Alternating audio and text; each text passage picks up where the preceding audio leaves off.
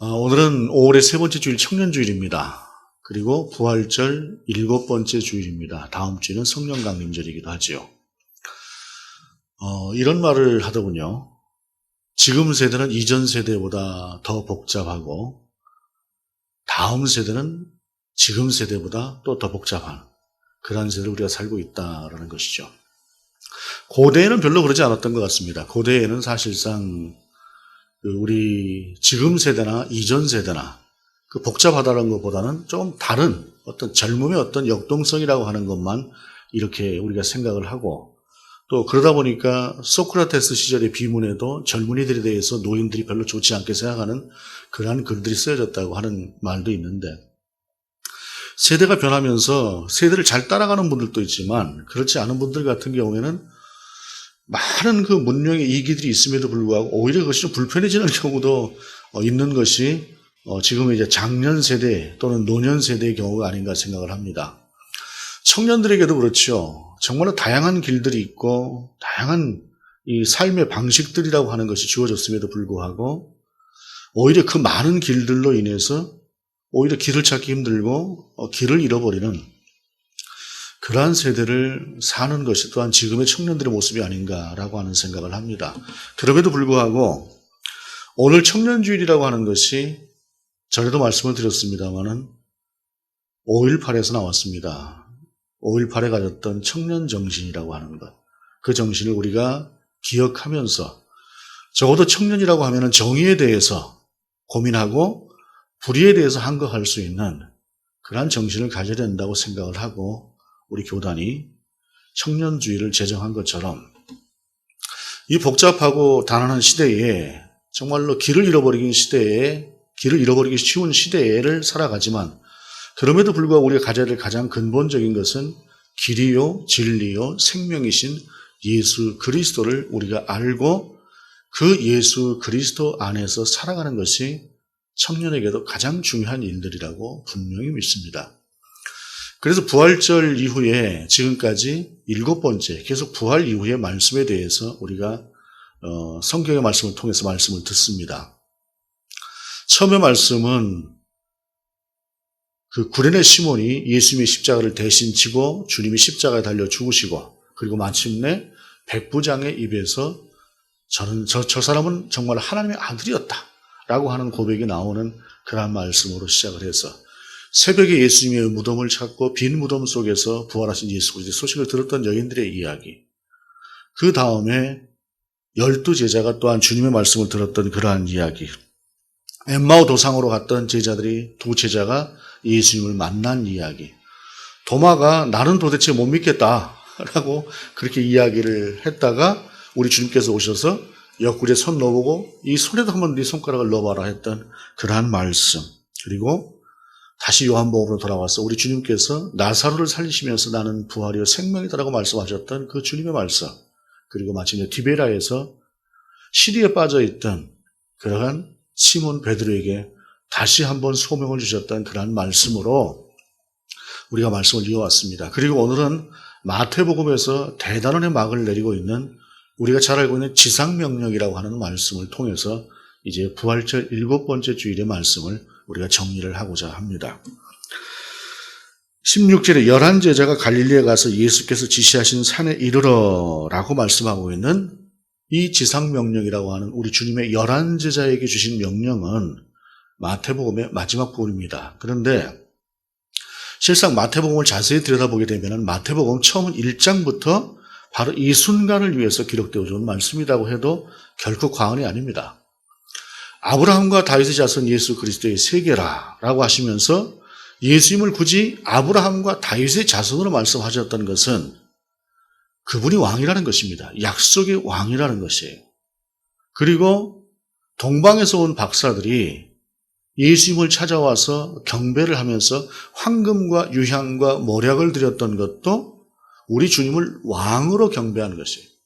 동방 박사들이라고 하는 사람들 자체가 존귀한 신분이고 그 존귀한 신분들이 와서 분명히 예수님을 왕으로 경배한 그분이 메시아가 분명하고 왕이 분명한 더군다나 만왕의 왕이신 그분이 우리를 향해서 주신 이 명령은 결코 우리가 작게 여기거나 또는 이 명령을 받지 않다거나 할 수 있는 그러한 명령이 아니라 우리는 절대적으로 이 명령 안에서 살아야 되는 그러한 말씀이다 라고 하는 것을 마지막에 마침표로 찍고 있는 것이 이 마태복음에서 마지막에 주시는 이 말씀이 무게다라고 하는 사실입니다. 그러므로 마태복음 전체는 이 마지막에 이 말씀을 하기 위해서 달려왔다라고 해도 과언이 아닐 만큼 중요한 말씀이라는 것입니다. 그래서 지상명령이라고 하는 것입니다. 지고지순한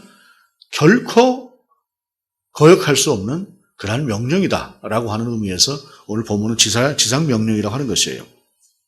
그런데 오늘 본문을 보게 되면 갈릴리 그리고 예수님께서 지시하신 산이다라고 하는 그곳에서 11제자가 주님을 만나서 이 말씀을 들었다라고 본문은 우리 가운데 말씀을 하고 있는데요. 성경을 보게 되면은 처음에 우리 주님께서 제자들에게 나타나 주셨던 데가 예루살렘입니다. 그리고 지난주에도 보았던 갈릴리 디베라 바다에서도 우리 주님께서 제자들을 만나 주셨습니다. 그리고 오늘 이 본문 속에서 예수님께서 제자들을 만나 주시는데 그렇다고 오늘 본문이 우리 주님께서 승천하시는 상황에서 이 말씀을 주신 것은 아닙니다. 승천은 오히려 예루살렘 근처에서 우리 주님께서 훨씬 더 많은 사람들이 보이는 장소에서 승천을 하셨습니다. 그럼에도 불구하고 마태복음은 그것을 내려놓고 이 말씀을 우리에게 주시는 것은 이 말씀이 가장 중요한 마침표다라고 하는 의미인데 특별히 그것을 갈릴리라고 하는 곳에서 주셨다라고 하는 것은 마태복음이 가지고 있는 이 특성과 관련이 있어요. 왜냐하면 마태복음은 유대인들을 주 독자로 생각을 하고 쓰여진 말씀입니다. 유대인들을 주 독자로 생각을 하고 쓰여졌다고 하는 말씀은 유대인들의 정서라고 하는 것이 이방 사람들의 정서하고는 달라요. 그리고 디아스포라라고 하는 흩어져 살고 있었던 유대인들하고도 또 다른 정서를 가지고 있습니다. 굉장히 완고하고 고집스럽게 전통을 따라가는 그러한 정신을 가지고 있는 것이 바로 이 유대인들인데 만약에 이 말씀을 우리 주님께서 예루살렘에서 주셨다라고 하는 것 그렇게 말씀하신다고 한다면 아마도 유대인 중심의 말씀으로 이 말씀을 받았을 가능성이 높아요. 왜냐하면 장소가 갖는 상징성이라고 하는 것이 큰데 그런데 이 갈릴리라고 하는 것은 우리 주님께서 그 시험을 마치신 후에 그리고 그 다음에 곧바로 요한이 잡히신 소식을 듣고 어디로 가셨다고 합니까? 마태복음 4장에 보면 갈릴리로 가셨다라고 말씀하고 있어요. 그 다음에 이사야 9장을 인용하고 있는데 이사야 9장을 인용하시면서 거기에 있는 말씀이 뭐냐면 이방의 갈릴리여라고 하는 말씀이 그 안에 포함이 되어 있습니다. 이방의 갈릴리여. 이 말씀은 무엇이냐면은 갈릴리라고 하는 지역은 이스라엘 지역 내에 포함되어 있는 지역이지만 그럼에도 불구하고 정통 유대인의 지역이 아닌 이방인과도 같이 여기는 그러한 지역이 이 갈릴리라고 하는 지역이었어요. 그래서 주님은 요한복음 같은 것을 보게 되면은 이방인에게는 복음을 전하지 않는 것처럼 이방 여인이 수르보니게 여인이 와서 내 아들을 이렇게 해달라고 했을 때 주님께서 거절하셨지 않습니까? 마치 유대인만 위한 그러한 주님 같지만 그러나 마태복음은 이미 열방을 향한 그러한 주님의 사역이라고 하는 사실을 그곳에서도 보여주고 있고 오늘 본문 속에서 특별히 갈릴리라고 하는 지역에서 제자들을 불러놓고 이 말씀, 열방을 향해서 복음을 전하라고 하는 이 말씀은 복음이 결코 유대 지역, 이스라엘 지역에만 머무는 것이 아니라 세상을 향해서 뻗어나가야 된다라고 하는 그 말씀을 상징적으로 주시기 위해서 갈릴리 제자들을 부르셨다라고 하는 사실을 우리가 기억을 할 필요가 있어요. 그리고 분명히 또 오늘 본문은 지시하신 산이다라고 하는 그러한 말씀을 우리 가운데 주고 있습니다. 산이라고 하는 것은 또한 유대인들이 가지고 있는 개념 자체가 상당히 다릅니다. 왜냐하면 처음에 우리 주님께서 이스라엘 백성들 가운데 율법을 주셨던 그러한 곳이 모세를 통해서 주신 것이지만 그곳이 산이었습니다. 모세가 산에서 율법을 받았습니다. 그래서 주님은 처음에 마태복음 5장을 통해서 산상수훈이라고 하는 그 말씀을 주실 때에 마태는 그곳이 산이다라고 분명히 기록을 하고 있어요. 산은 유대인들에게 있어서 하나님께서 말씀을 주시는 장소다라고 하는 그러한 의미가 굉장히 강해요. 그래서 마태는 갈릴리, 그것도 산, 그곳에서 우리 주님께서 너희만의 복음이 아닌 열방을 향한 복음으로 이 복음을 전하라고 하는 말씀을 주셨다라고 하는 사실을 분명하게 우리 가운데 전하기 위해서 갈릴리에서 지시하신 산에 이르러 주님을 배웠다라고 우리 가운데 말씀을 하고 있는 것입니다. 사람은 정서에 따라서 똑같은 말씀을 보고 느끼는 느낌이 달라요. 그러다 보니까 사실은 목사도 설교를 하면서 10년 전에 보았던 말씀을 보았던 느낌과 지금 보았던 느낌이 달라요. 그것은 성경을 다르게 보는 것이 아니라 보여지는 눈이 그 성경 속에서 우리 가운데 보여지는 것이 전부를 보여주는 것이 아니기 때문에 그 가운데서 보여지는 눈이 달라진다는 것입니다. 의미가.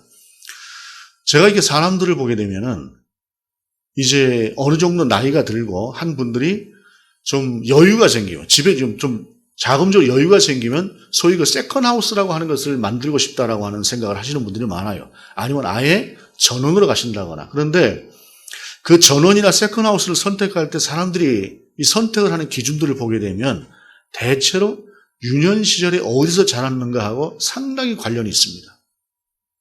주로 산이 많은 곳에서 자랐던 분들은 산을 선호하고요. 강가 근처에 자랐던 분들은 강을 선호하고 시내가 근처에 살았던 분들은 시내를 선호합니다. 평지에서 평야지대에 살았던 분들은 또 평야가 좋다라는 그런 이야기들을 하기도 합니다. 이렇게 사람의 정서라고 하는 것이 다르기 때문에 그 정서에 맞게끔 마태복음은 바로 그러한 사람들을 고려해서 이와 같이 전하고 있는데 오늘 본문을 보게 되면 이 17절에 예수를 배웠고 경배하나 아직도 의심하는 사람들이 있더라라고 말씀하고 있어요. 본문은 분명히 11제자라고 말씀하고 있어요. 그 11제자는 다른 복음서들을 쭉 우리가 살펴보고 오늘 본문을 보건데 이전에 분명히 우리 부활하신 주님을 만났던 경험이 있는 사람들이에요.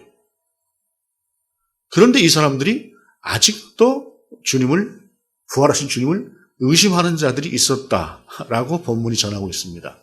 이것은 부활이라고 하는 것이 부활하신 주님을 그냥 보는 것만으로 예수님의 부활을 믿을 수 있는 것은 아니다라고 하는 사실을 우리 가운데 전해주고 있는 것이에요. 결국 이 말씀은 보는 것이 전부가 아닌 성령이 우리를 붙들어 주지 않는 한 우리는 우리의 믿음을 제대로 지킬 수 있는 사람들이 아니다라고 하는 사실이고 우리가 믿음을 가지고 예수 그리스도를 구주로 고백하는 것도 어찌 보면 막연할 때가 있어요. 그럼에도 불구하고 우리의 구주로 유일하신 구주로 고백하는 것은 바로 성령이 우리를 인도하시는 그 인도하심으로 말미암은 것이다 라고 하는 것입니다. 지금 대한민국에서 신앙생활을 하는 사람들의 평균 세대수, 신앙의 연조를 보니까 2.8대쯤 된다 그래요. 이제는 처음으로 자기가 신앙생활을 시작했던 사람들이 별로 많지 않습니다. 처음에 신앙생활을 했던 사람들은 사실상 분명한 경험들이 있어요. 대체로 보게 되면.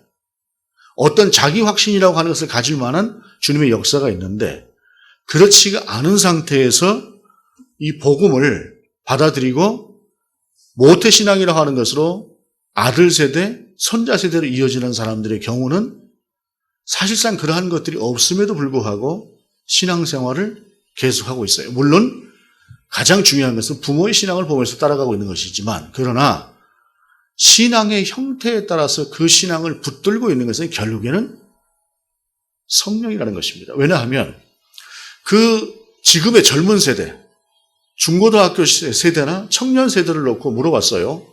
앞으로 신앙생활을 너희들이 잘할 수 있을 것 같으냐라고 물었더니 잘할 수 있을 것 같다라고 하는 사람은 그렇게 많지 않고 못할 것 같다라고 하는 세대가 오히려 많고 그 다음에 신앙생활 안 할 것 같다고 하는 세대도 한 5%쯤 된다 그래요. 근데 50%가 넘는 세대는 부모 세대만큼은 신앙생활 할 것 같다라고 고백을 하고 있어요. 잘할 것 같은 세대라고까지 치게 되면은 70몇 %에서 한 80% 가까이 됩니다. 보지 않고 믿는 믿음에도 불구하고 왜 이럴까요? 여러분 요즘 젊은 아이들이 부모가 뭐라고 얘기하면 그 부모 말을 믿습니까? 믿지 않습니다. 오히려 지들이 더 똑똑한 모습을 보이는 것이 지금 젊은 세대입니다. 그럼에도 불구하고 이 신앙을 유지하고 나갈 수 있는 것은 무엇일까요? 정말로 막연한 것 같지만 그러나 분명한 것은 성령이라고 하는 사실입니다.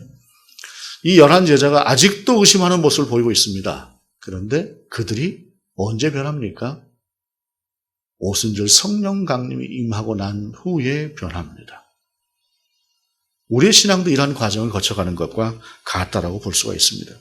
그런데 그렇게 의심하는 사람들이 있음에도 불구하고 우리 주님은 이렇게 명령을 하십니다. 18절에 예수께서 나와 말씀하셔 이르시되 하늘과 땅의 모든 권세를 내게 주셨으니, 하늘과 땅의 모든 권세를 주셨다라고 하는 이 말씀은 대단히 중요한 말씀입니다. 왜냐하면 부활하신 예수 그리스도가 그저 뛰어난 선지자였거나 아니면 이스라엘 사람들이 생각하고 있었던 그 정도의 메시아에 불과했다고 한다면 그분은 우리가 경배할 대상이 아니고 우리가 예배할 대상이 아닙니다. 그냥 성경 속에서 존재하는 위대한 신앙인 중에 한 사람이지요. 그런데 오늘 본문은 당신이 하늘과 땅의 모든 권세를 받았다라고 이야기를 하는 것입니다. 이것은 뭐냐면 내가 언제든지 하나님께서 창조하신 모든 우주와 만물과 인류에 대한 권한을 하나님의 권한 그대로 100%를 가지고 있다고 하는 것을 의미하는 것입니다. 그리고 이 말씀은 바로 우리가 신앙 고백하고 있는 삼위일체의 근간이 되는 말씀이 되는 것입니다. 아들이지만 하나님이시다라고 하는 그 근간, 그 근거가 되는 말씀이 오늘 본문의 말씀이에요. 일부 위임받았다고 하는 말씀이 아닙니다.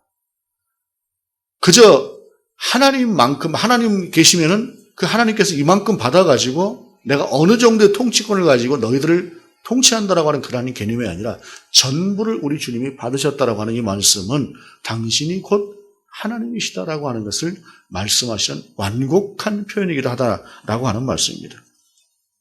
그리고 우리에게 이렇게 말씀하십니다. 그 권한을 가지고 19절에 말씀하시는 것이 그러므로 너희는 가서 모든 민족을 제자로 삼아라고 말씀하고 있어요. 예루살렘에서 이 말씀을 하셨다고 한다면 이 말씀이 가지고 있는 한계가 분명히 있었을 것이에요. 그러나 갈릴리라고 하는 그 이방 지역을 중심으로 당신이 사역을 하셨던 것처럼 그 갈릴리라고 하는 이방의 갈릴리에서 모든 민족을 제자로 삼아 라고 하는 이 말씀을 분명히 하신 것은 복음의 확장성, 복음은 누구에게도 구별됨 없이 차별됨 없이 전파되어져야 된다라고 하는 사실을 우리가 분명히 하고 있다라고 하는 사실입니다. 그럼에도 불구하고 사실상 유대인들이 이것을 제대로 행했느냐? 결론적으로 말씀드리자면 아닙니다. 왜냐하면 유대인들의 신앙 공동체는 나중에 이 예루살렘의 중심이 아니라 이 신앙 공동체가 안디옥을 중심으로 해서 열방으로 뻗어나가요. 이방인 중심으로 뻗어나가면서 유대인들은 여전히 자기들의 전통을 고집하면서 자기들끼리 이렇게 신앙생활을 유지하고 있다가 그 복음이 확장되지 못하고 결국엔 소멸되어져 버리고 맙니다. 역사적으로. 그런데 그런 그들에게도 분명한 것은 복음은 열방을 향해서 나가야 된다고 우리 주님께서 말씀하셨어요. 그것도 갈릴리에서 이렇게 말씀하셨음에도 불구하고 그 복음의 확장성을 잃고 100% 유대인은 아니겠지만 이렇게 되었다라고 하는 것을 보면 왜 주님께서 갈릴리라고 하는 곳에서 굳이 그렇게 말씀하셨는가? 어찌 보게 되면 승천하시는 장소에서 바울이 말씀하고 있지 않습니까?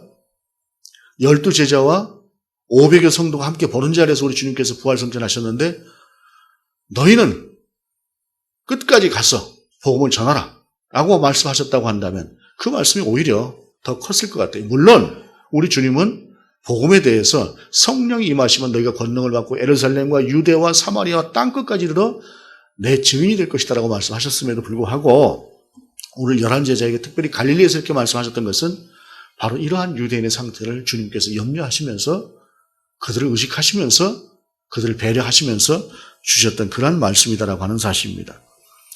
유대인들은 오직 유대인들밖에 없었어요. 우리가 보게 되면 우리 개화기 때 복음이 처음 들어왔을 때에 신앙생활을 했던 그러한 교회들의 모습을 보면 양반들하고 상놈이 처음에 함께 신앙생활을 하기도 했었습니다. 상놈이라고 하는 표현이 지금은 참 말도 안 되는 표현입니다만 당시의 개념으로는.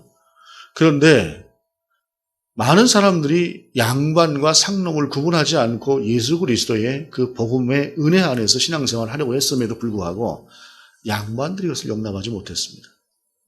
어찌 상놈하고 양반이 함께 예배를 드릴 수가 있느냐, 한 장소에 있을 수가 있느냐 해가지고 교회가 갈라지는 것이 승동교회, 안동교회 이렇게 갈라지는 그런 예이기도 합니다. 그만큼 이방인에게 복음을 전하는 것은 대단히 어려운 일이었으나 어찌 보기도 초기에 유대인들은 그 역할은 감당했음에도 불구하고 결국에 자기 자신들은 그 복음에 대열해서 소외되어져 버리는 그런 모습을 갖기도 한 역사가 있습니다. 그럼에도 불구하고 우리 주님은 분명히 모든 민족을 향해서 나아가라고 말씀하셨어요. 그리고 말씀하시는 것이 이렇게 말씀하십니다. 아버지와 아들과 성령의 이름으로 세례를 베풀고, 아버지와 아들과 성령의 이름을 나란히 놓으시면서 삼위일체의 독특성을 우리 가운데 분명하게 전하면서 예수 그리스도의 이름만이 아닌, 창조주이신 여호와의 이름만이 아닌 성부와 성자와 성령이라고 하는 우리 기독교 신앙의 가장 근간이 되는, 핵심이 되는 삼위일체 하나님의 이름으로 세례를 베풀라라고 말씀하고 있습니다. 특별히 세례라고 하는 것은 왜 중요합니까? 세례받지 않고도 구원받을 수 있습니다. 그것은. 그럼에도 불구하고 우리 주님은 분명히 세례를 받으라라고 말씀하셨습니다. 그래서 초대교회 이후로 교회는 신앙을 고백하는 이들에게 세례를 베풀었는데, 그 세례를 베푸는 것이 그냥 베푸는 것이 아니라 일정한 과정을 통해서 분명히 예수 그리스도가 누구신가? 라고 하는 것을 배우고, 또 그 예수 그리스도를 우리의 유일한 구주로 고백하는 그런 분명한 신앙이 있을 때 그들 가운데 세례를 베풀었는데, 세례는 개인적으로 베푸는 것이 아니라 교회 공동체 안에서 베풀었습니다. 왜냐하면 교회 공동체 내에서 내가 이제는 주님의 사람으로, 주님께 속한 사람으로 살겠다고 하는 거룩한 결단을 하는 것은 마치 남자와 여자가 결혼 안 하고 살 수도 있지만, 혼인 예식을 안 하고 살 수도 있지만, 혼인 예식을 하면서 만인에게 우리가 부부입니다라고 하는 것을 고백하는 것처럼 그와 같은 의미로 세례를 베풀라라고 우리 주님은 말씀을 하셨다라고 하는 사실입니다. 특별히 오늘 본문은 그 뒤에 내가 너희에게 분부한 모든 것을 가르쳐 지키게 하라. 볼지어다 내가 세상 끝날까지 너희와 항상 함께 있으리라 하시니라 라고 하면서 너희와 항상 함께 한다라고 하는 이 말씀을 복수로 말씀하고 있는 것은 바로 이 교회 공동체. 우리가 신앙생활을 해나가면서 앞절에서도 보기로 오히려 의심하는 사람들이 있었다라고 하는 사람들이 제자임에도 불구하고, 11제자임에도 불구하고 있었던 것처럼 신앙의 여정이라고 하는 것은 공동체라고 하는 것이 아니면 지켜지지 못할 수 있기 때문에 우리 주님은 반드시 공동체라고 하는 것을 우리 가운데 주시면서 그 속에서 세례를 받게 하라라고 말씀하셨습니다. 특별히 모든 민족을 제자로 삼아라고 하는 것은 내 제자를 삼으라고 하는 것이 아니라 우리 주님의 제자를 삼으라고 하는 것이, 주님의 제자로, 그러니까 내 사람이 아닌 절대적인 주님의 사람으로. 그렇게 사실은 교회도 어디 가서 전도를 하고 복음을 전하고 할 때에 꼭 내 교회의 성도로 들어올 수 있도록 하는 것만이 아닌 정말 예수 그리스도의 사람으로 세워질 수 있도록 하는 목적을 두고 전도를 하는 것이 사실은 본래적인 모습이기도 합니다. 그런데 사람이라고 하는 것이 갖는 그 특성이 있어요. 왜냐하면 나하고 관계가 돼야 사람이 열심을 내거든요. 나하고 관계가 없이 괜히 옆교회 이렇게 되는 것 같으면은 사람의 본성이라고 하는 것이 그것이 쉽지 않기 때문에 내 교회로 주로 이제 전도를 하고 이렇게 하고 있지만은 실상은 바로 모든 민족, 예수 그리스도의 제자로 삼는 그것이 가장 중요한 것이다라고 하는 것을 말씀하는 것이죠. 그렇게 세례를 받게 하라고 말씀하시면서 너에게 분부한 모든 것을 가르쳐 지키게 하라라고 말씀하셨어요. 무엇을 우리 주님께서 가르쳤습니까? 마태복음 5장 이후에 보이셨던 산상수훈으로 시작되었던 그 주님의 말씀, 그 모든 말씀들을 그들 가운데 전하여 지키게 하라. 이 말씀은 내 제자가 아니고 내 제자, 주님의 제자인 것처럼 내 의견이 아니라 주님께서 가르쳐 주신 그대로 그들 가운데 전하고 너도 그렇게 살라라고 하는 말씀이에요. 그렇게 할 때 우리 주님이 뭐라고 말씀하십니까? 세상 끝날까지 항상 너희와 함께 할 것이다 라고 말씀하고 계시는 것입니다. 우리 주님은 지금도 우리와 분명히 함께 하시지요. 그런데 이게 가만히 생각해 보십시다. 이 함께 한다라고 하는 의미가 우리가 주님의 손을 잡고 주님과 사랑하면서 교제하면서 나아간다고 한다면 그것은 함께 가는 관계입니다. 그런데 우리가 우리 속에서 주님을 잃어버리고 덜 생각하고 따로 간다고 한다면 주님은 우리를 감지하는 분이 될 수도 있습니다. 사랑으로 우리 주님과 함께 가는 것입니다. 그럼 이 사랑이라고 하는 것은 어떤 것일까요? 특별히 청년들에게 이 말씀을 주고 싶습니다. 사랑이라고 하는 것이 남자와 여자가 만나서 부부로 살게 되면 처음에는 남자와 여자의 개념이 크지요. 그런데 시간이 지나면서 가족이 되는 것이죠. 그 가족이라고 하는 그 개념은 끊을 수가 없는 그러한 관계로 나아가는 것이거든요. 비록 이성으로 가슴이 뜨겁지는 않다고 해도 그렇다고 이성이 아니라는 이야기는 아닙니다. 부부가. 그것을 훨씬 더 뛰어넘는 가족의 사랑이라고 하는 것이 있다고 하는 사실입니다. 그런 의미에서 볼 때 5월 가정의 달이기도 한 오늘 우리가 주님과 함께 나간다라고 하는 것은 그런 사랑, 주님이 우리의 아버지로 우리가 인정하고 그분과 함께 손을 잡고 나아간다고 하는 사실입니다. 그것이 바로 우리 주님이 항상 우리와 함께 하신다라고 하는 그 말씀의 의미 속에서 우리도 주님과 함께함의 의미가 된다라고 하는 사실입니다. 세상의 아비는 불완전합니다. 세상의 아비는 불완전하기에 결코 온전할 수 없습니다.